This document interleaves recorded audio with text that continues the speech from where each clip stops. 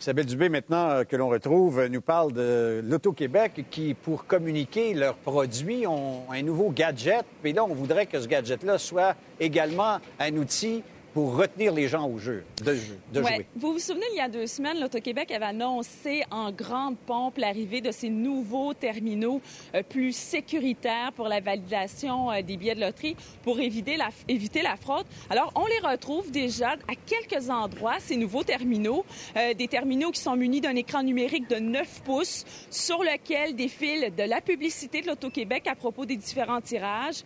On y voit des gagnants photographiés avec leur chèque, un bulletin de météo et aussi un avertissement que la vente des billets de loterie est interdite aux mineurs. Mais selon la Coalition En Jeu, qui est un organisme de lutte contre le jeu pathologique, l'Auto-Québec aurait dû prévoir, en plus de la publicité, des messages de prévention. Donner, par exemple, un numéro de téléphone pour ceux qui ont besoin d'aide, qui ont des problèmes de jeu. Alors, on peut les écouter. Québec peut aussi solliciter davantage les gens à acheter des billets de loterie. C'est un peu, donc, ça devient un outil avant tout de marketing très efficace. C'est des écrans qui vont être assez agressifs au niveau de l'environnement. Hein. C'est 19 pouces à côté de la caisse. Si tous les gens vont pouvoir voir ces écrans-là.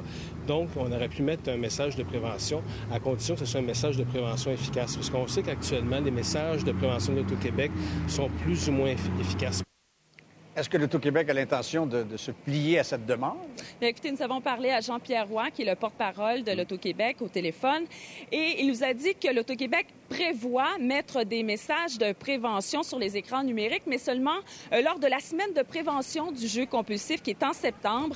Il a ajouté que l'Auto-Québec trouvait plus efficace de mettre des messages de prévention, par exemple, directement sur les billets de loterie ou sur les appareils de loterie vidéo, que c'était beaucoup plus efficace parce que les écrans numériques, les messages défilent beaucoup trop vite. Il reste que certains consommateurs de billets de loterie auraient aimé ces messages de prévention. On peut les écouter. Bien, je trouve que ça fait juste inciter le monde à en acheter encore plus. Puis c'est ça. C'est comme si, dans le fond, c'était pas important, la prévention. Là.